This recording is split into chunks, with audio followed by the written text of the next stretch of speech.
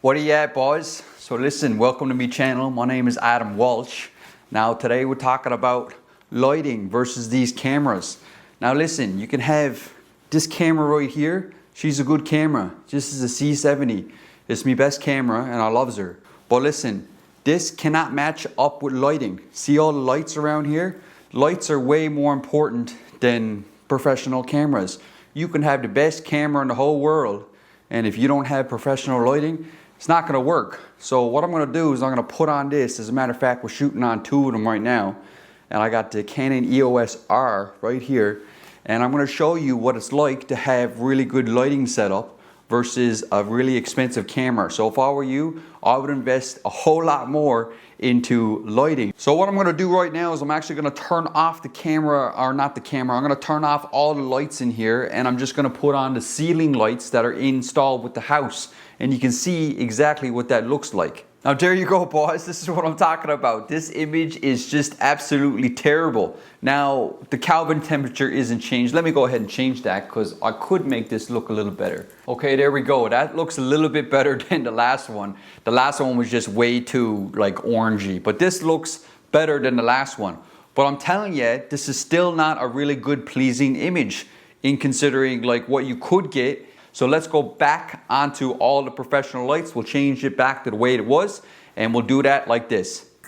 Now boys, doesn't that look so much better? You got the good professional light. Like I showed you, the key light in here. If you're gonna get one light, it's gotta be the key light. So getting into why lighting is so important is it will set you aside from the amateurs versus the pros. If you got a really good lighting setup, you can make any image look really good. All these lights around here, we'll go through them really quick.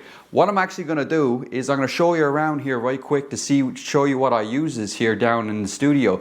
I'm going a little bit more for a Batman look because I'm kind of a Batman fan myself and I really likes it. So, you know, Batman is just the kind of theme that I'm going with here. Now, all these different lights are different Kelvin temperatures and I played around this for a while. So I'm gonna take off the camera and just kind of show you around right quick.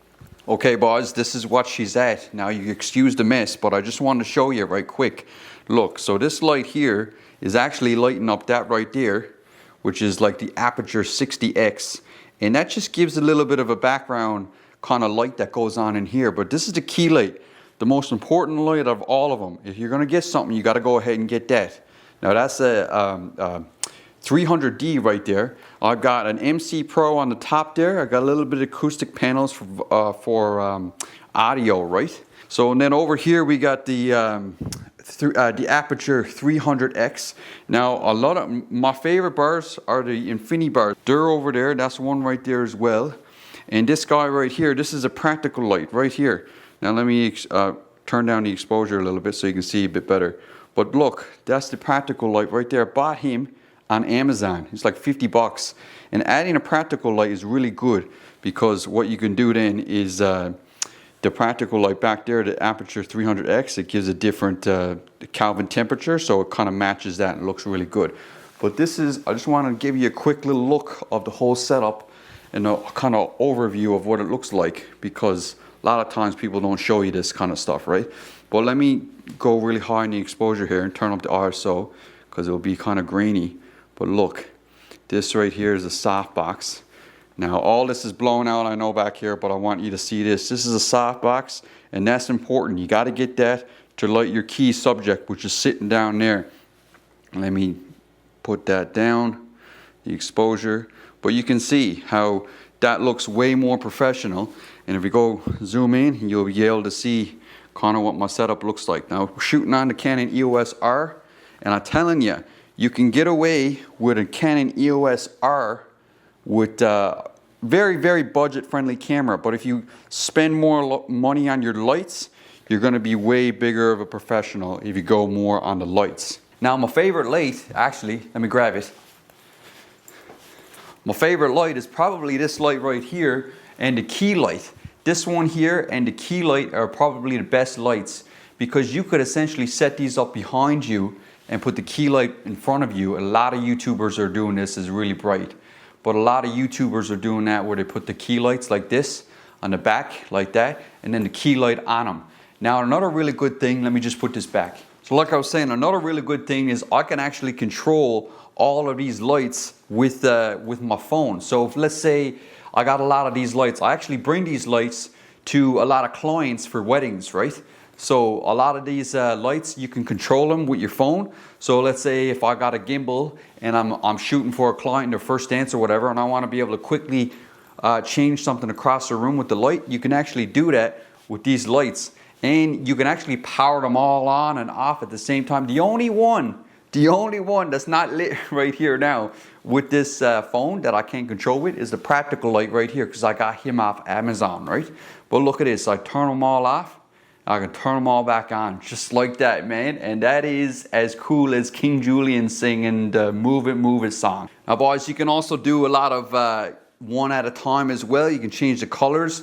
So like you can control the Kelvin temperature like that, all the way down, or you can bring it all the way up. I got about Kelvin temperatures around 7,100 because it has it really like a really bright white light. So I likes that for that, right?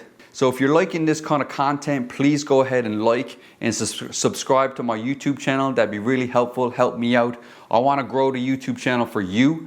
And if you got something you want to see, put it down in the comments and I'll make a video on it, okay? So yeah, I can't stress this enough. If you're gonna invest money in the lights. Don't invest a whole ton of money into really expensive cameras and lenses and stuff like that. Now that's important. I got two EOSRs on here. One's a 50mm and one's an 85mm right over here.